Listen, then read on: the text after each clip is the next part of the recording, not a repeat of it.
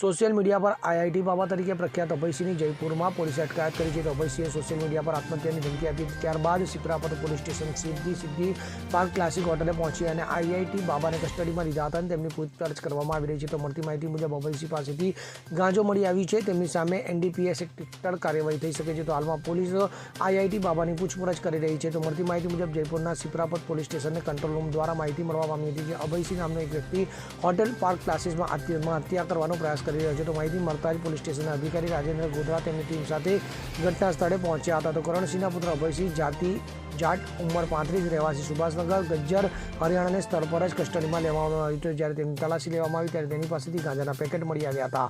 તો 1.5 ગ્રામના પેકેટ સાથે પકડાયેલા વ્યક્તિ સામે એનડીપીએસ એક્ટ હેઠળ કાર્યવાહી કરવામાં આવી હતી અને ગાંજાની માત્રા ઓછી હોવાથી તેને જામીન પર મુક્ત કરવામાં આવ્યા હતા. Bureau report CN24 news. હવે જુઓ દેશ દુનિયાની તમામ ખબરો તમારી આંગળીના ટેરવે. ઉઠાવો મોબાઈલ અને ગૂગલ પ્લે સ્ટોર પરથી ડાઉનલોડ કરો અમારી CN24 ન્યૂઝ મોબાઈલ એપ.